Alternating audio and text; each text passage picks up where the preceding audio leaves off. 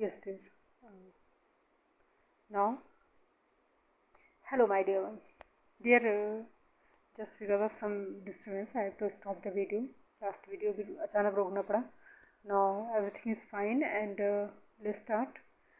Dear, अगर हमारे paid batch हमारे रन कर रहे हैं, if you interested to join any paid batch, TGT PhD Economics, TGT PhD Home Science, CTET examination, as well as 11th-12th Economics, 10 to 12 Home Science, right?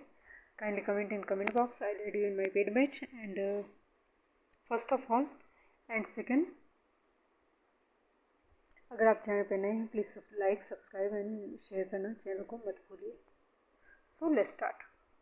इस तरह की संरचना की भूमिकाओं के आपसी हितों के टकराव को समाप्त करते हुए प्रत्येक भूमिका एवं कार्यों को एक दूसरे से अलग करने के सिद्धांत को कायम करते हैं. इसका उद्देश्य कुछ बुनियादी मसलों को ध्यान देते हुए उच्चतर शिक्षा संस्थानों को सशक्त बनाना भी है. ठीक है. इससे जुड़ी जिम्मेदारियां जवाबदेही उच्चतर शिक्षण संस्थानों के अनुरूप होंगी. सार्वजनिक और निजी उच्चतर शिक्षण संस्थानों के अनुरूप अपेक्षा अनुरूप किसी तरह का भेद नहीं किया जाएगा. ठीक है. इस तरह के परिवर्तन के लिए मौजूदा संरचनाओं और संस्थाओं के लिए आवश्यक होगी कि खुद को सुदृढ़ कर सकें, इस तरह की विकास क्रमिकता से गुजर सकें और कार्यों के पृथक्करण का मतलब यही होगा कि HECI के तहत प्रत्येक अंग को एक नई एकल भूमिका पर ले जाया जाएगा जो नई नियामक योजनाओं में प्रासंगिक, सार्थक और महत्वपूर्ण है. विनियमन के लिए सभी स्वतंत्र संरचनाओं का कार्यकरण नियमन एवं NHERA मान्यता, NAC निधियन, NEGC एकेडमिक मान्यता, GEC एक बृहद स्वायत्ता निकाय,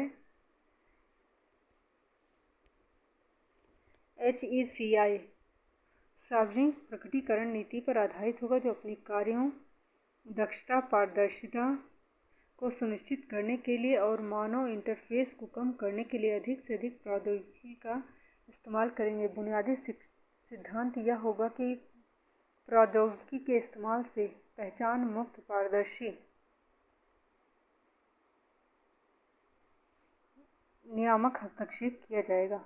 समझ पा रहे हो?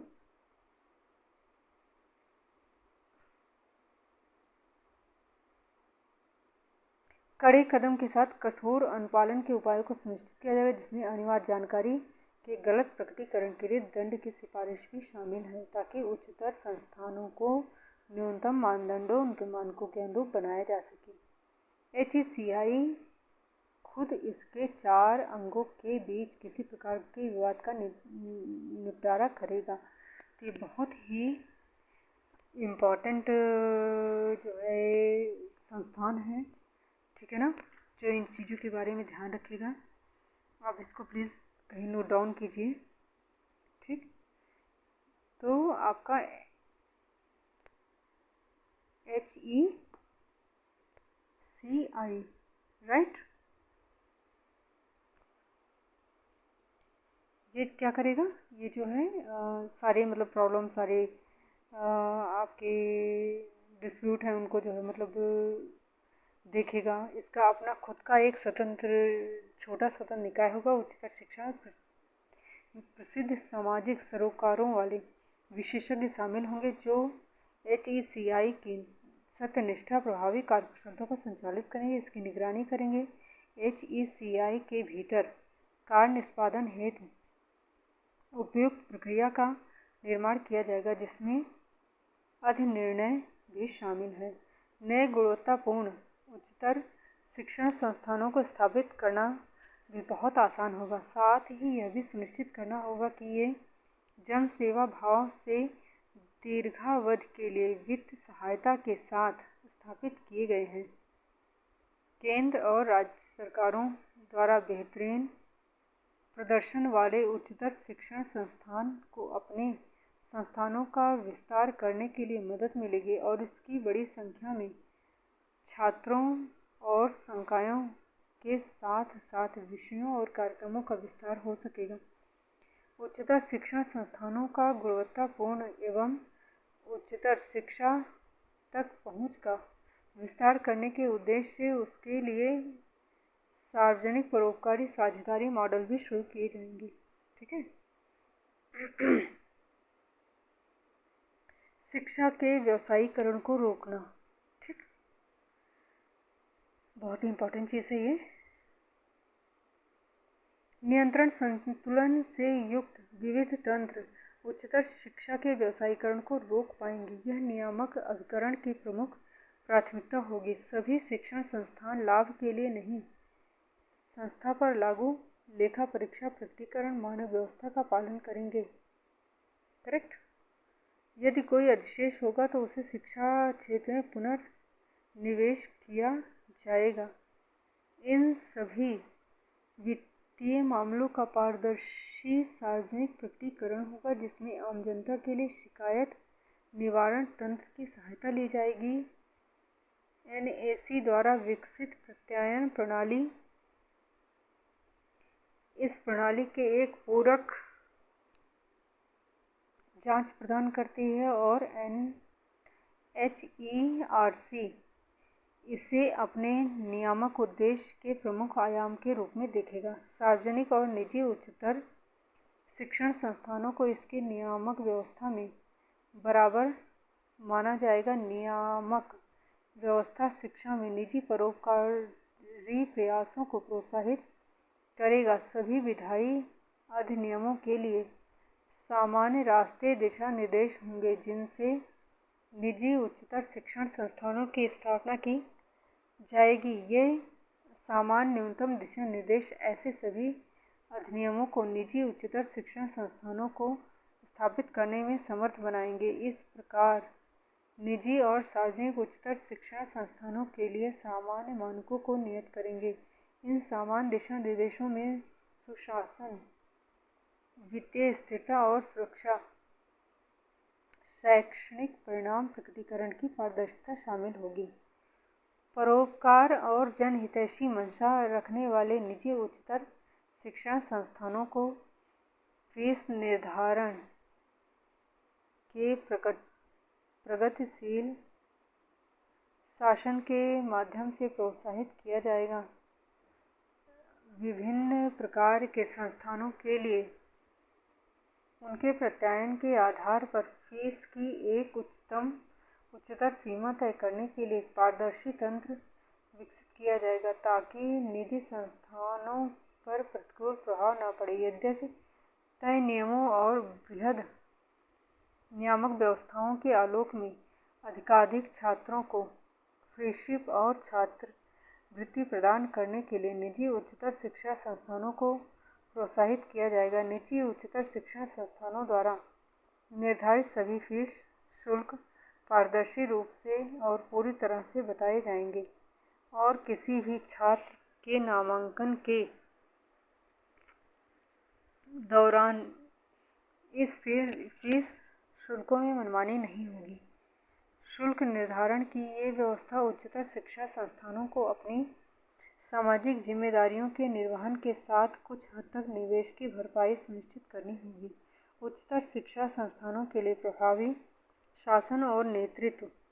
यह प्रभावी प्रशासन नेतृत्व ही है जो उच्चतर शिक्षा संस्थानों को उत्कृष्टता और नवाचार की संस्कृति के निर्माण में सक्षम बनाती है। भारत सहित दुनिया भर में सभी विश्वस्तरीय संस्थानों की सामान्य विशेषता वास्तव में मजबूत सुशासन, संस्थागत लीडरों की उत्कृष्ट योग्यता आधारित नियुक्ति रही है।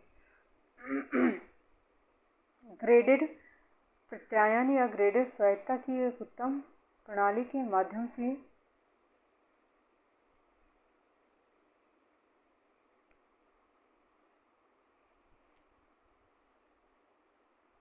15 वर्षों में चरणबद्ध तरीके से भारत के सभी उच्चतर शिक्षा संस्थानों का उद्देश्य नवप्रवर्तन, उत्कृष्टता, अनुशीलन करने वाले स्वतंत्र सुशासित संस्थान बनना होगा। उच्चतम गुणवत्ता का नेतृत्व सुनिश्चित करने और उत्कृष्टता की संस्थागत संस्कृति को बढ़ावा देने के लिए सभी उच्चतर शिक्षण संस्थानों में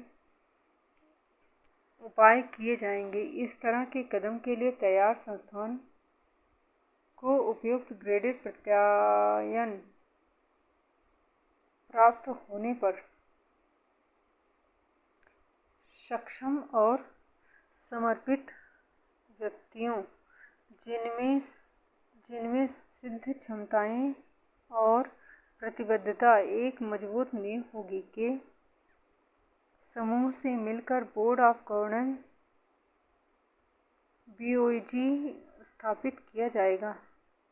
किसी संस्था की बीओजी को किसी भी बाहरी हस्तक्षेप से मुक्त संस्था को संचालित करने, संस्था के प्रमुख सहित सभी नियुक्तियां करने और शासन के संबंध में सभी निर्णय लेने का अधिकार होगा। ऐसे व्यापक विधान होंगे जो पहले के अन्य विधान के किसी भी उल्लंघनकारी प्रभावों को बदल देंगे, जिसमें बीओजी के गठन, नियुक्त, कामकाज के नियमों और विनियमों और बीओजी की भूमिका, जिम्मेदारियां शामिल हैं। बोर्ड के नए सदस्यों की पहचान बोर्ड द्वारा नियुक्त विशेषज्ञ समिति द्वारा की जाएगी और नए सदस्यों का चयन बीओजी द्वारा ही किया जाएगा।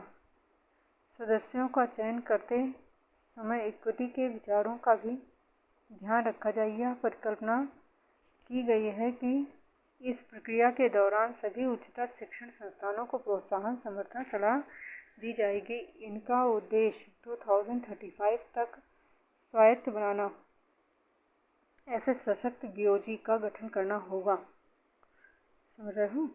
2035 तक। बीओजी क्या है? फुल फॉर्म इसका जो है आप नोट कर लीजिए, ठीक है ना। ये चीज़ें इम्पॉर्टेंट है, कभी कोई डायरेक्ट फुल फॉर्म ही पूछ लेता है। ठीक, चलो। बीओजी सभी संगत रिकॉर्ड के पारदर्शी स्वप्रकटन के माध्यम से हितधारकों के लिए जिम्मेदार और जवाबदेह होगा। ठीक, एंड यह राष्ट्रीय उच्चतर शिक्षा नियामक परिषद NHERC के माध्यम से HECI द्वारा अनिवार्य सभी नियामक दिशा निर्देशों को पूरा करने के लिए जिम्मेदार होंगे। संस्थानों में सभी नेतृत्व पदों और संस्थान प्रमुखों के लिए उच्चतर शैक्षिक गुणवत्ता वाले व्यक्तियों को चुना जाएगा, जिन्होंने जटिल परिस्थिति में प्रबंधन करने के साथ प्रशासनिक और नेतृत्व क्षमताओं का प्रदर्शन किया हो। किसी भी उच्चतर शिक्षण संस्थानों के प्रमुख में संवैधानिक मूल्यों और संस्था की समग्र दृष्टि के साथ साथ एक मजबूत सामाजिक प्रतिबद्धता, टीम वर्क में विश्वास, विविधता, विभिन्न लोगों के साथ काम करने की क्षमता, सकारात्मक दृष्टिकोण होना चाहिए। बीओजी द्वारा गठित एक कुशल विशेषज्ञ समिति, ठीक, यानी EEC, ठीक है। ये हायर एजुकेशन की बात हो रही है, आपको मालूम है ना।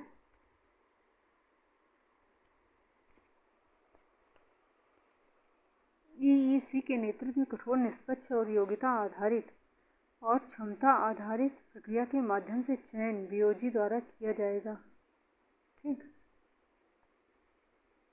एक उपयुक्त संस्कृति के विकास को सुनिश्चित करने के लिए कार्यकाल की स्थिरता महत्वपूर्ण है। साथ ही साथ नेतृत्व के उत्तराधिकार की योजना बनाई जाएगी ताकि यह सुनिश्चित किया जा सके कि किसी संस्था की प्रक्रियाओं को परिभाषित करने वाले अच्छे व्यवहार नेतृत्व में बदलाव के कारण समाप्त न हो। नेतृत्व में परिवर्तन पर्याप्त ओवरलैप के साथ किए जाएंगे और सुचारू बदलाव सुनिश्चित करने के लिए पद खाली नहीं रहेंगे। उत्कृष्ट नेतृत्वकर्ताओं की पहचान की जाएगी और उन्हें जल्दी तैयार किया जाएगा, जो नेतृत्व की भूमिका में एक सीढ़ी दर सीढ़ी आगे बढ़ेंगे। चरणबद्ध तरीके से पर्याप्त धन और वैधानिक सशक्तिकरण और सहायता प्रदान किए जाने के साथ सभी उच्चतर शिक्षण संस्थान संस्थागत उत्कृष्टता और अपने स्थानीय समुदायों के साथ जुड़ाव ईमानदारी और जवाबदेही के उच्चतम मानकों के प्रति प्रतिबद्धता प्रदर्शित करेंगे। प्रत्येक संस्थान एक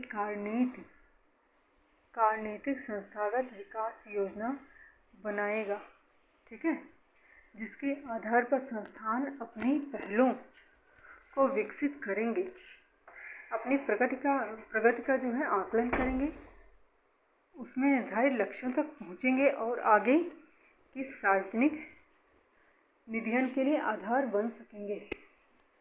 आईडीपी बोर्ड के सदस्यों, संस्थागत लीडरों, संकाय छात्रों और कर्मचारियों की संयुक्त भागीदारी के साथ तैयार किया जाएगा। हो गया, थर्ड पॉइंट हमारा आ गया आपके केंद्रीय विचारणीय मुद्दे, ठीक है। इसी से मैं नेक्स्ट वीडियो पे आऊँ क्या? I think so.